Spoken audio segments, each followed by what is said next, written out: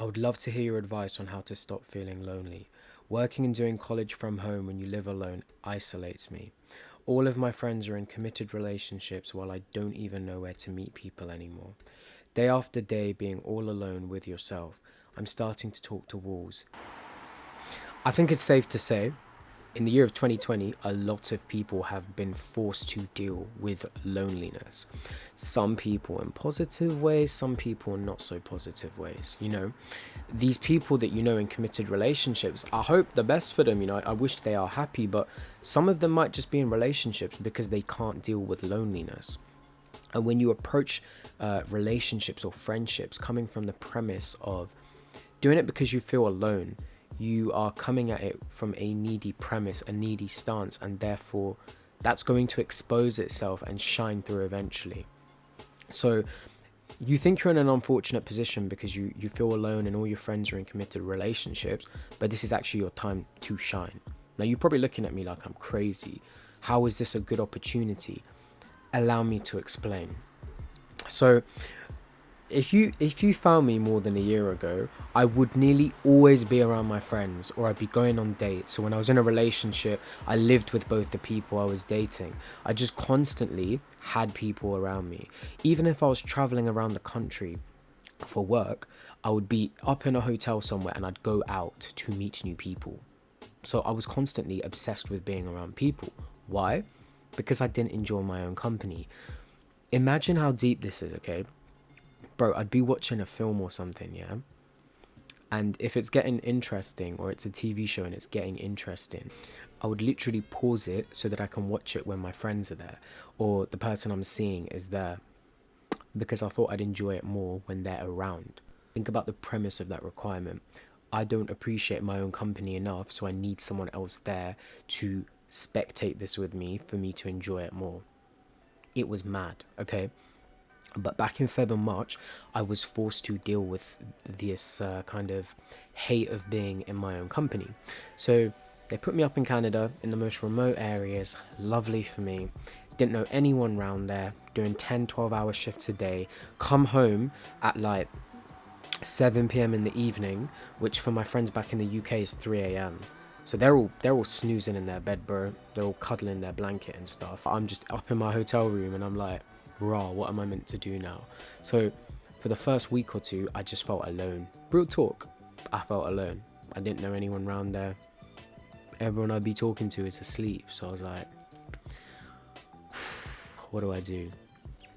What I ended up doing is every time I felt alone, I would study for a few hours and then release a video on a subtraction of something that I had studied. So if you were to scroll down my channel and look at the videos that I put out in about Feb, early March, the one with the consistent background of the curtains and the TV in the right hand corner, all of those videos is when I felt alone in Canada.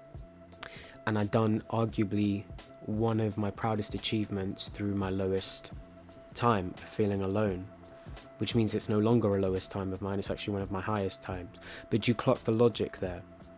If you turn a moment of loneliness or sadness or not having other people around into advancing a skill or advancing a topic that you are very interested in, when you retrospectively look back at it, that is going to be an extremely productive, good time for you, because you turn that negative moment into advancing a habit or a skill that you have, which 6 months down the line, if you become successful with, or you become very good at, that would not have happened if you didn't have that moment of loneliness. And you therefore do not see moments of loneliness as loneliness anymore. You'll begin to see it as you time for you to advance your skills, time for you to be alone. 6 months later, 6 months later, I'm in an extremely different position where I genuinely love my own company. I still love being around my friends, occasionally seeing people, but I'd be lying if I said I didn't just prefer being by myself and watching things by myself and learning things by myself. Because, bro, like, when I'm by myself, I can just chill, like, I just love my own company now. And the only reason I got to that stage is I was forced to be alone, similar to your situation, right? Forced to be by myself for whatever reason. Yours might be it's locked down, you don't know where to meet people.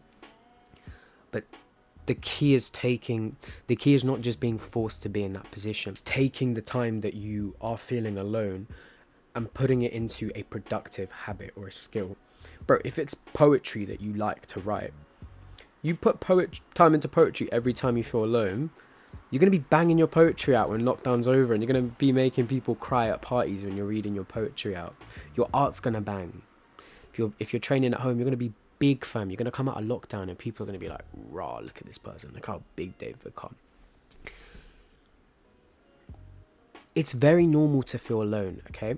But if you can really enjoy being by yourself, you come at relationships with this strength, with this independence, with this lack of necessity for the other person's company. And your partner or your prospective partner, they're going to feel that energy, bro. Like, I remember back when I was younger and I was dating, right? You always get this time where, you know, someone's maybe stayed around your house for a few days and then it comes time for them to leave. Bro, back in the day, I used to be like, oh, don't leave, like, stay here a bit longer, let's do this. But that's needy behavior. Yeah, it's a little bit cute, but it's needy behavior. Fam, now, more times, I'm calling stuff off early. I'm wanting to go home. I'm wanting people to leave so I can just get my shit done. And it sounds a bit mean, but I'm not here to be politically correct. I'm here to talk about what works. It actually makes people more attracted to you. If you're like, yo, I've actually got stuff to do. Can we like continue this later, please? And again, I know it sounds rude, but trust me, if you say that stuff and you actually mean it, it's very powerful. Like, it has an impact. So I know I bang on about it all the time. Oh, find hobbies, be productive. I literally probably sound like a parrot at this point, right? And you're like, oh yeah, switch on Ace Attractions videos. He's going to be talking about finding your purpose, finding some hobbies. Bro, do you think I'm going to mention something 1,000 times if I don't have a good reason to?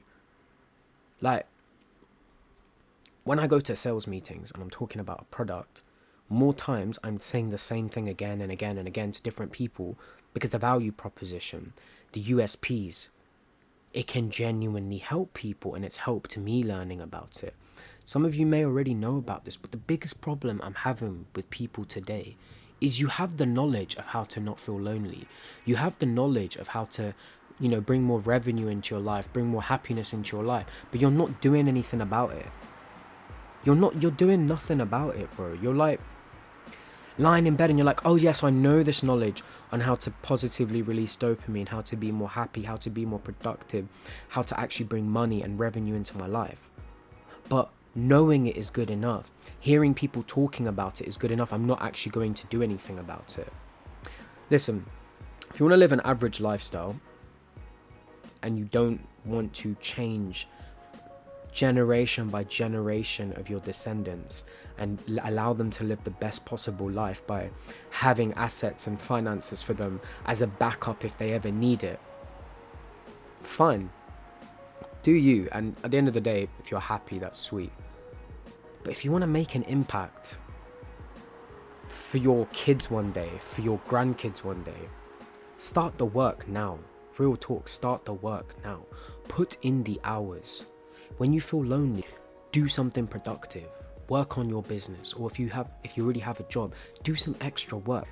I spend most of my day listening to podcasts of CEOs and extremely successful people talking about how it is that they came into their success, and it's just a common theme between all of them.